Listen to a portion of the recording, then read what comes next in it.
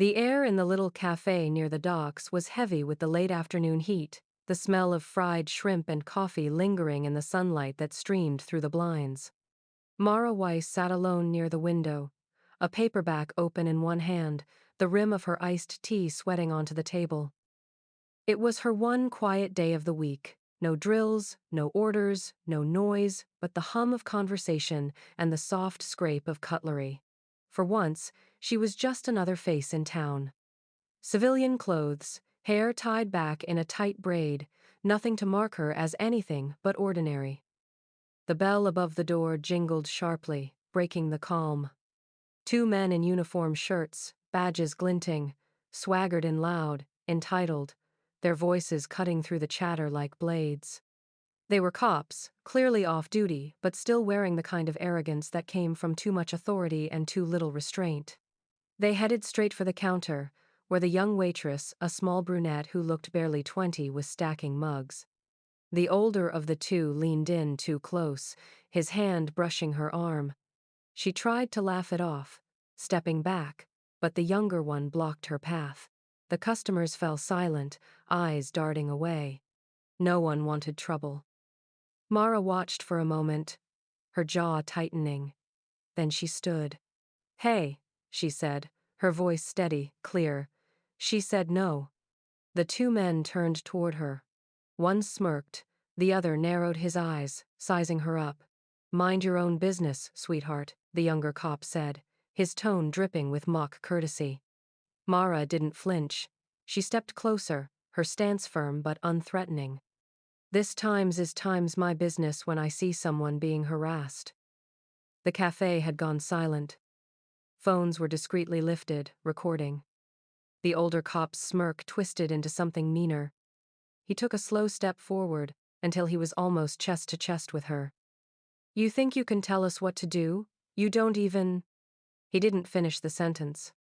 His elbow came out of nowhere, sharp, fast, deliberate. It caught Mara square across the cheek. Her head snapped to the side, the crack of impact echoing through the room. The crowd gasped. The waitress cried out. Mara staggered a half step back, her hand instinctively going to her face. Blood welled at the corner of her mouth. But she didn't fall. She didn't yell. She didn't even raise her hands. She simply straightened, wiped the blood from her lip with the back of her hand, and looked at him. That look, cold, unblinking, almost surgical in its precision, made even the other cop shift uncomfortably. But pride was a dangerous thing. "What, nothing to say now?" The younger one jeered, laughing nervously. "Guess you learned your place." The customers whispered, filming quietly, too afraid to intervene. Mara's cheek was red, swelling slightly. She said nothing, just stood there, silent, calm. Then the older cop barked something about resisting and disturbing the peace. Within minutes, they had twisted the story, shouting for backup, calling her the aggressor. One witness tried to object but was silenced with a glare. When the patrol car arrived, she was already in handcuffs, her wrists marked where they'd pulled them tight. Reporters, always circling near the base, caught the tail end of it, the flash of cameras, the shouted orders, the woman being shoved into the back seat of the cruiser. Mara didn't resist. Didn't even look back. She just stared out the window, through the chaos and the flashing lights, her eyes fixed on nothing and everything. Because she wasn't memorizing faces out of fear. She was cataloging them, every one of them. The cop who hit her, the one who laughed, the ones who filmed and did nothing. They thought she was just some quiet woman who didn't know her place. But deep inside, beneath the calm and the bruise spreading across her cheekbone, something colder was waking up, the discipline of training, the silence before action, the stillness of a storm about to break. And though no one in that cafe knew it yet, the biggest mistake those officers made wasn't the blow they threw. It was times they threw it at. The fluorescent lights in the precinct flickered with a cold, sterile hum, the kind that made every shadow look harsher and every breath sound louder. The air smelled of stale coffee, disinfectant, and arrogance. Mara sat at the steel table, wrists cuffed, one cheek darkening into a deep bruise where the officer's elbow had met bone. Across from her, the two cops laughed between themselves, loud and unrestrained, like men who believed the night already belonged to them. "Did you see her face?" one said, chuckling as he poured himself another coffee. "Didn't even swing back. Guess she learned when to shut up." "Should have known better than to mouth off," the other added, nudging his partner. "Maybe she's one of those wannabe justice warriors." Mara didn't look at them. She sat perfectly still, eyes half-lidded, studying the room. Every exit, every camera, every nameplate on the desks she could see through the glass. Her breathing was measured, silent, the kind of control that comes from years of conditioning and from knowing exactly when to stay still. An older officer entered with her belongings in a clear plastic bag. "Wallet, keys, phone," he muttered, tossing it onto the counter.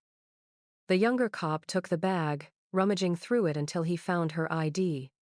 His brow furrowed for a second, then a small, knowing smirk spread across his face. "Well, would you look at that? ID's gone missing." He winked at his partner. "Guess the system eats things sometimes." Mara's voice was quiet, almost gentle. "You're tampering with evidence." The man leaned close, his coffee-sour breath hot on her cheek. "You're lucky we don't charge you with assaulting an officer, sweetheart." "I didn't touch you," she said. He grinned. "Who's gonna believe that?" Then, just for the satisfaction of dominance, he drove his elbow into her shoulder, a sharp, heavy jab that knocked her sideways in the chair. The room fell silent for a heartbeat before the men broke into laughter again. One of them muttered something crude. Another scribbled on the booking form, the words times resisting arrest, times and times assault on law enforcement, times appearing like smudges of inked lies. Mara straightened slowly, the motion deliberate, controlled. She said nothing. There was no emotion in her eyes now, only a quiet depth that made the room feel suddenly smaller. When they finished, she was led down the corridor to holding a concrete cell with a flickering light and a metal bench bolted to the wall. The cuffs came off with a snap. She rubbed her wrists once, then sat down, back straight, breathing steady. The sound of laughter and the clatter of boots echoed faintly from down the hall. Hours passed. At one point, a young clerk, a woman barely out of training, walked by carrying files. Her eyes caught the faint outline of ink on Mara's forearm where the sleeve of her shirt had shifted. Not a gang mark. Not a random tattoo, a trident. Small, precise, unmistakable, the insignia of a Navy SEAL. The clerk stopped, frowning. Something in the prisoner's posture, in the way she seemed times alert, times even while motionless, didn't fit the picture they'd painted of a disorderly troublemaker. "Ma'am," the clerk said softly through the bars, hesitant. "Do you need medical?" Mara looked up. The light caught her eyes, steel blue, calm, utterly fearless. "No," she said. "But you might want to call your captain before the night ends." The clerk blinked, uncertain. Then she noticed the name on the booking sheet times Mara Weiss times and the tiny stamp of a fingerprint code beside it.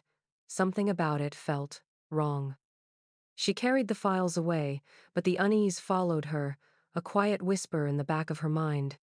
Outside, the precinct settled into its late-night rhythm phones ringing, typewriters clacking, laughter drifting from the break room. But a few miles away, at the naval base, things were far from ordinary. At 2,300 hours, an alert went out across the internal channels. *** Lieutenant Mara Weiss. SEAL Team 7 failure to report after 1600. Status, unaccounted for, ***. By midnight, that quiet whisper had become a pulse running through the base. Vehicles rolled out. Calls were made. The kind of calls that came from offices with no windows and no listed numbers.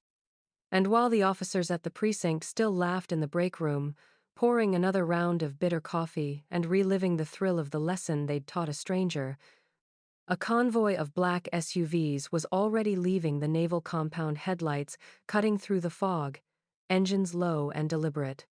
They didn't know it yet, but their shift was almost over. The morning began like any other sunlight leaking through the frosted windows, the smell of burnt coffee hanging in the air, the low drone of paperwork and sarcasm. The night shift had just clocked out, leaving behind the echoes of laughter and the faint memory of their tough lesson from the evening before. The bruised woman in holding hadn't said a word all night. To them, she was just another mouthy civilian who needed humbling. Then the front doors slammed open. The police chief came in hard, tie crooked, his face the color of chalk.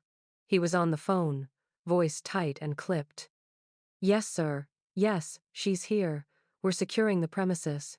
His eyes darted to the holding cells, then to the officers who had been bragging minutes earlier. "You two, my office. Now." Confused, the younger officer smirked.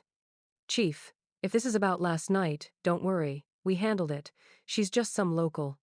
The chief snapped. "Shut your mouth and pray I'm wrong." Outside, the sound hit first, the deep rumble of diesel engines, a kind of thunder that didn't belong on city streets. Every cop in the building turned toward the windows. A convoy of blacked-out SUVs and unmarked vehicles was pulling up, the kind that screamed federal. Doors opened in perfect unison. Men and women in dark uniforms stepped out, military police, NCIS agents, and someone in full Navy dress blues. The air in the precinct changed, heavy, electric, charged with authority none of them could match. The chief's phone dropped to his side. "She's not a civilian," he said, voice breaking on the words. "She's Lieutenant Mara Weiss, United States Navy SEAL. You idiots assaulted a federal combat officer." The words landed like bullets. The officers who had been laughing hours ago froze where they stood, color draining from their faces. One tried to speak. "That can't be right. She didn't. She didn't say anything." The chief rounded on him, voice sharp as glass. "You didn't times ask asterisk. You beat and arrested an active duty SEAL decorated, classified assignment, and under direct Department of Defense jurisdiction. Do you have any idea what you've done?" The front doors opened again, this time slower, more deliberate. A tall man in NCIS black stepped in, flashing credentials. "Everyone step away from the cells," he ordered. "Now." His voice carried a weight that silenced the entire room. Behind him came two more agents and a pair of military police officers, their movements synchronized and efficient. Mara appeared between them as the cell door opened. She stepped out quietly, the harsh light catching the bruise along her jaw. Her clothes were wrinkled, one sleeve torn, but her spine was straight, her gaze unflinching. There was no trace of fear, only control. The officers who had mocked her stared, mouths half open, searching for words that didn't exist. One of the NCIS agents leaned toward them, voice low and deliberate. "You laid hands on a Navy SEAL. That's not assault, it's a federal offense." The chief swallowed hard. "Lieutenant Weiss, I had no idea." Mara didn't look at him. She adjusted her posture, nodding to the MPs. "I'm fine," she said simply, her voice calm, clipped, professional. The kind of tone that made everyone around her stand a little straighter. "Proceed with the investigation." The NCIS agent turned back to the stunned precinct. "From this point forward, this facility is under federal oversight. Every officer involved in last night's incident will be detained for questioning. Hand over your service weapons and badges." No one moved. The room felt too small, the air too thick. Then, one by one, the guns hit the table with dull, metallic thuds. Mara walked past them, slow and steady, her boots echoing on the tile. She didn't glance at the men who'd hit her, didn't give them the satisfaction of acknowledgement. But when she passed the young clerk from the night before, she paused for just a moment. Their eyes met. The clerk nodded faintly, guilt written all over her face. Outside, cameras were already flashing. The convoy waited, engines humming low. As Mara stepped into the morning light, reporters shouted her name, voices overlapping in a frenzy of questions. She didn't answer any of them. Her jaw was bruised, her lip still carried the faint line of dried blood. But her head was high, her steps unwavering.